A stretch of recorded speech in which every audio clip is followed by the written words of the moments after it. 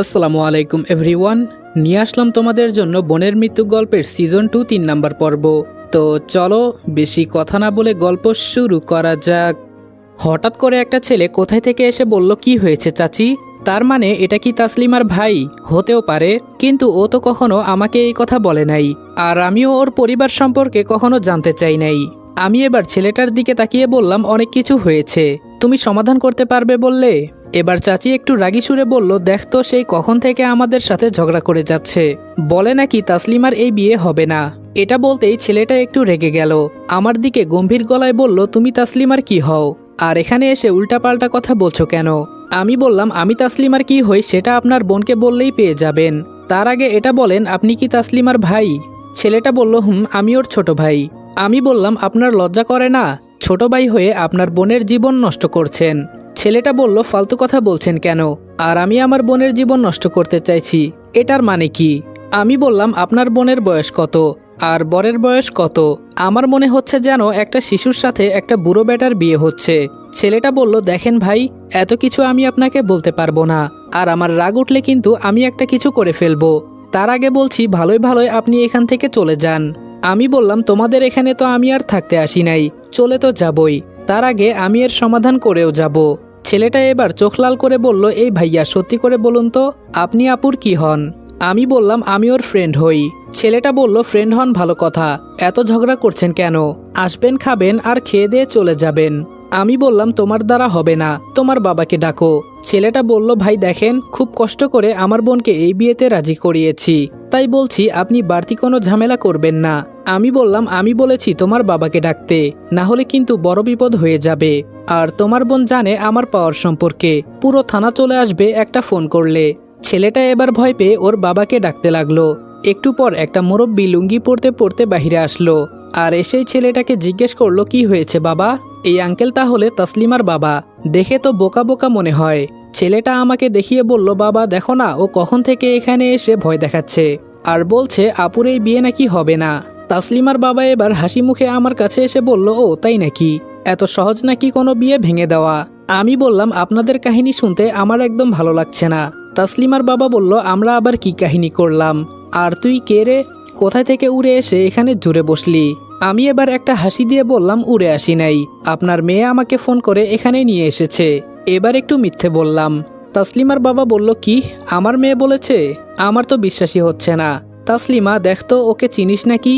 এবার তাসলিমা ঘোমটা ফেলে কান্নার দৃষ্টিতে আমার দিকে তাকিয়ে বলল, রনি এখান থেকে চলে যা, আমার জন্য তোর ঝামেলা করতে হবে না, যা কপালে আছে তাই হবে, এই নিয়ে আমি এখন আর কোনো চিন্তা করি না।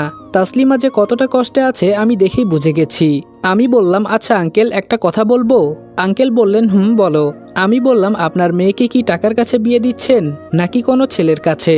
আমার কাছে তো মনে হয় আপনার মেয়েকে কোনো ছেলের কাছে বিয়ে দিচ্ছেন না। আঙ্কেল বললেন, দেখো বাবা, আজকাল টাকাই সব, আর তাছাড়া ছেলে মোহনগঞ্জ সরকারি ব্যাংকের ম্যানেজার, টাকার কোনো অভাব নেই, মেয়েটার সুখের জন্য এই বিয়ে দিচ্ছি। আমি বললাম, আপনি বাবা হয়ে বুঝতে পারছেন না কেন? আপনার মেয়ের জীবন আপনি নিজেই নষ্ট করছেন, এমনটা করবেন না আঙ্কেল, আমি আপনার কাছে হাত জোর করে অনুরোধ করছি। আঙ্কেল বললেন, দেখো বাবা, তুমি আমাকে যতই অনুরোধ করো না কেন এই বিয়ে হবেই, তাই বলছি এখান থেকে চলে যাও, আমি চাই না তোমার সাথে কোনো ঝামেলা করতে। আমি বললাম, আপনি কি এটা জানতেন আপনার মেয়ে কিসের চাকরি করে? আঙ্কেল বললেন, একসময় পুলিশের চাকরি করত, আর এখন ছেড়ে দিয়েছে। ওদের সাথে কথা বলে আমার মেজাজটা নষ্ট হয়ে যাচ্ছে, কিছু বললেও বুঝতে চায় না, তাই ফোনটা বের করে রিয়াকে কল দিলাম। রিয়া ফোনটা ধরেই বলল, কি রে রনি, কি হয়েছে? আমি বললাম, তুই এখন কোথায়? রিয়া বলল, এই তো মাত্র বাসার দিকে রওনা দিলাম। আমি বললাম, তাহলে এতক্ষণ কোথায় ছিলি? রিয়া বলল, এই তো এক জায়গায় একটু কাজ ছিল, তাই কাজটা সেরে আসলাম। আমি বললাম, গাড়ি ঘুরিয়ে আমার দেওয়া ঠিকানায় চলে আয়। রিয়া বলল, কেন, কি হয়েছে? আমি বললাম, বড় একটা ঝামেলা হয়ে গেছে। রিয়া বলল, কি হয়েছে বলবি তো? এবার একটু রেগেই বললাম, তুই আসবি নাকি না? আমি তোর এত কথা শুনতে পারবো না, সময় নাই আমার কাছে। রিয়া বলল, এত রাগিস কেন? আসছি আমি, তুই একটু অপেক্ষা কর। আমি বললাম, যত তাড়াতাড়ি সম্ভব আয়। ফোনটা রেখে রিয়াকে ঠিকানা মেসেজ করে দিলাম। আমি তাসলিমার বাবার দিকে তাকিয়ে বললাম, এখন দেখেন এখানে কি হয়, আমার কথা তো শুনলেন না। আমার কথা শুনে তাসলিমার বাবা একটুও ভয় পায় নাই, আরও আমার কাছে এসে আমার দিকে হেসে হেসে বলল, তাই নাকি? আমিও দেখতে চাই তুমি কি করতে পারো। আমি এবার ওদের ছেড়ে তাসলিমার কাছে গেলাম। আমি বললাম তাসলিমা তুই তো এমন ছিলি না, হঠাৎ কি হয়েছে তোর? কিন্তু ও কোনো কথা বলছে না, শুধু কান্নার আওয়াজ শোনা যাচ্ছে। আমি বললাম আরে কি হয়েছে আমাকে তো বলবি। আর তুই জানিস আমি একটু অসুস্থ ছিলাম, তুই হয়তো আমার খোঁজ খবর নাও নিতে পারিস, কিন্তু আমি নিব, কারণ একসাথে আমরা দুইজন কাজ করেছি এক সময়। হঠাৎ করেই বাহিরে গাড়ির আওয়াজ শুনতে পারলাম। তাসলিমার কাছ থেকে দূরে গিয়ে ওর বাবাকে বললাম এবার ঠেলা সামলান, বাহিরে পুলিশ সেনাবাহিনীর গাড়ির অভাব নেই, সবাই আস্তে আস্তে নেমে সামনে আসছে, আর মাঝখানে রিয়া হেঁটে হেঁটে আসছে। এটা দেখে সবাই খুব ভয় পেয়ে গেল, হয়তো কেউ ভাবতেও পারে নাই এখানে স্বরাষ্ট্রমন্ত্রী চলে আসবে। রিয়া আমার সামনে এসে আমাকে বলল, কিরে রনি, এত জরুরি তলব করলি কেন, আর এই বিয়েতে ডাকছিস কেন? আমি বললাম দেখ এটা কার বিয়ে। রিয়া বলল কার বিয়ে? আমি বললাম তাসলিমার বিয়ে হচ্ছে। আর কার সাথে জানিস? ওই যে দেখ পাশে বর বসে আছে। রিয়া একবার বরের দিকে তাকিয়ে আমাকে বলল, এটাকে বিয়ে বলে নাকি রং তামাশা বলে? আমি এবার রিয়াকে বললাম ওই যে তাসলিমার বাবা, ওনাকে বল, আর এই বিয়ে হতে দিবি না কোনোভাবেই, বিয়েটা তাসলিমার ইচ্ছের বিরুদ্ধে হচ্ছে। রিয়া তাসলিমার বাবার সামনে গিয়ে বলল, আপনার মেয়ে একসময় আমার বডিগার্ড ছিল, জানেন এই কথা? উনি এবার অবাক হয়ে বললেন, কি বলছেন ম্যাম, আমার মেয়ে আপনার বডিগার্ড ছিল? রিয়া বলল হুম। এখন আর কথা বাড়াতে চাই না, আপনি বরপক্ষ বিদায় করেন, ছেলে আমার পছন্দ হয় নাই। আঙ্কেল বললেন, কিন্তু ম্যাম। পাশ থেকে একজন পুলিশ বলল, এই তোর তো সাহস কম না, ম্যামের মুখের উপর কথা বলিস।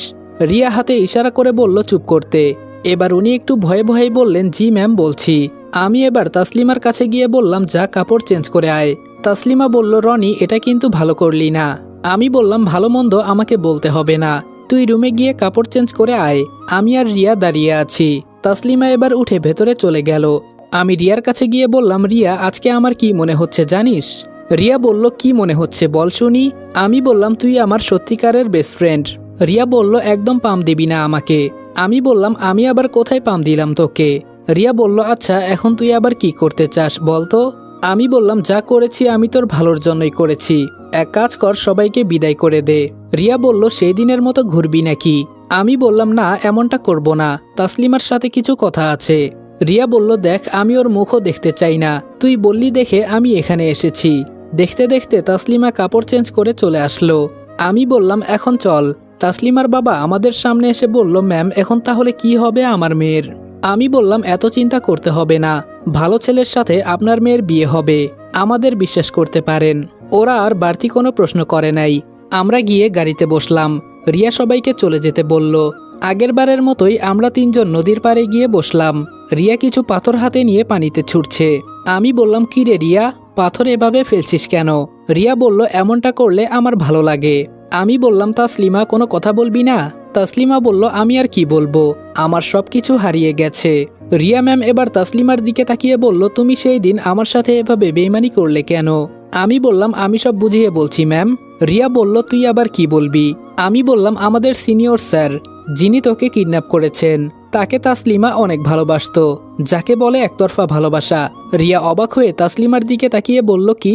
আমি বললাম, এজন্যই তো তোকে আমি বলেছিলাম বেইমানি তোর সাথে হয় নাই, বেইমানি করা হয়েছে তাসলিমার সাথে।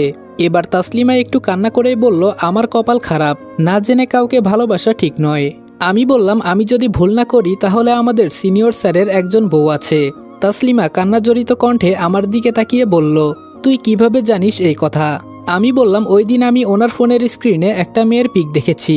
তাসলিমা বলল, হুম তোর কথাই ঠিক। রিয়া বলল, এই কথা তো আমাকে আরো আগে বলতে পারতা, এজন্য তুমি সেই দিন এক জায়গায় দাঁড়িয়েছিলা। আমি বললাম, এই তো ম্যাম, এখন দেখি সুন্দর মতোই সবকিছু বুঝে গেলেন। তাসলিমা বলল, আমার সাথেও বেইমানি করেছে।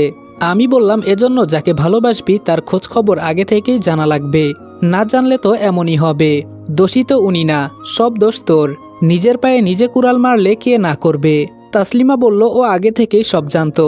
রিয়া বলল, সব জানতোই যদি তারপরেও তোমাকে কিছু বলল না কেন? তাসলিমা বলল, ও আমাকে ওর বন্ধুদের সাথে নিয়ে ধর্ষণ করতে চেয়েছিল। তাসলিমার কথা শুনে আমি আর রিয়া কি বলবো মুখের ভাষা হারিয়ে ফেলেছি। কি বলছে তাসলিমা, কিছুই তো বুঝতে পারছি না। তাসলিমা বলল, সেদিন ওর এক ফ্রেন্ড আমাকে ফোন করে সব বলে দেয়, আর তার কাছ থেকেই আমি এই কথা জানতে পারি। রিয়া বলল, তাহলে তুমি এই বিয়েতে রাজি হলে কেন? তাসলিমা বলল, তো কি করব, সবকিছু যেন আমি হারিয়ে ফেলেছি, ঠিকমতো খাবার খেতাম না, কারোর সাথে কথা পর্যন্ত বলতাম না, তাই বাবা ভেবেছিল আমার বিয়ে হয়ে গেলে সবকিছুই ঠিক হয়ে যাবে। আমি বললাম, থাক আর বলতে হবে না ম্যাম, এখন তো সব বুঝে গেছেন। রিয়া বলল, রনি, এখন সব আমার কাছে পরিষ্কার। তাসলিমা এবার উপরের দিকে তাকিয়ে বলল, আমার জীবনে কিছুই নেই, সব শেষ হয়ে গেছে। এই জীবন রাখার চেয়ে না রাখাই অনেক ভালো। আমি তাসলিমার একটা হাত ধরে ওর চোখের দিকে তাকিয়ে বললাম, তাসলিমা, আমাদের বিশ্বাস করতে পারিস, আমরা তোর ভালোই চাই, এজন্য এসব করেছি। তাসলিমা আমার চোখের দিকে তাকিয়ে বলল, সত্যি তুই আমার পাশে থাকবি তো? রিয়া একটু জোরেই বলল, রনি, আমাদের এখন যাওয়া দরকার। আমি তাসলিমার হাত ছেড়ে দিয়ে চিন্তা করছি, আমি তো বড় একটা ভুল করে ফেললাম। তাসলিমাকে বাঁচাতে গিয়ে ওকে তো আবার কোনো মিথ্যা আশ্বাস দিয়ে ফেললাম না? ওর চোখের ভাষায় আমি বুঝতে পেরেছি ও আমার কাছে কিছু চাইছিল। না না, এমনটা কোনো সময় হবে না। আর আমি কি সব ফালতু চিন্তা করছি? একজনের মাঝে আমি মুগ্ধ থাকতে চাই। আমি বললাম, রিয়া, অনেকদিন পর আমাদের এখানে আসা, তাই না? কথাটা পাল্টানোর জন্য বললাম। এর মাঝে তাসলিমা প্রশ্ন করে বসলো, আমি রিয়াকে এভাবে তুই তুকারি করছি কেন? রিয়া বলল, সেই দিন রনি আমার জীবন বাঁচিয়েছে, মনে আছে তাসলিমা? তাসলিমা বলল, হ্যাঁ ম্যাম, মনে আছে। ও না থাকলে হয়তো সেই দিন অনেক খারাপ কিছু হয়ে যেত, আমাকে মাফ করবেন। রিয়া বলল, তাসলিমা, রনি আমার বেস্ট ফ্রেন্ড, যে আমার জন্য নিজের জীবন দিতেও একবার দ্বিধা করলো না। সে আর যাই হোক আমার কোনো ক্ষতি করতে চাইবে না। আমি জানি ও সবসময় আমার পেছনে ঢাল হয়ে থাকবে। তাসলিমা বলল, সত্যি ম্যাম, রনি ওই দিন আপনার জন্য যা করেছে তা আসলেই প্রশংসনীয়। আমি বললাম, এখন এসব বাদ দে ম্যাম, চলেন। তাসলিমা বলল, আমি এখন যাই ম্যাম, আমার বাবা আর ভাইকে সবকিছু বুঝিয়ে বলতে হবে।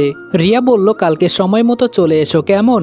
আমি বললাম, আর একদম এই নিয়ে মন খারাপ করবি না, দেশে কি ছেলের অভাব? তাসলিমা একটা হাসি দিয়ে বলল, ম্যাম, আপনি এত বড় পদের একজন মানুষ, আমার জন্য যা করলেন সারা জীবন আমার মনে থাকবে। আর রনি, তোকে কিছু বলবো না, একসাথে তো কাজ করি, সময় হলেই বলে দিব। এটা বলেই তাসলিমা চলে গেল। এখন আমি আর রিয়া ম্যাম বসে আছি। রিয়া ম্যাম ব্যাগ থেকে একটা চকলেট বের করে খেতে লাগলো। আড়াল চোখে আমি তাকিয়ে দেখলাম, কিন্তু আমাকে দিল না কেন। রিয়া বলল, কি রে, খাবি চকলেট? আমি বললাম, না থাক, তোর চকলেট তুই খা। রিয়া বলল, খাবো তো ঠিকই, কিন্তু এভাবে তাকিয়ে থাকলে তো আমার পেট খারাপ করবে।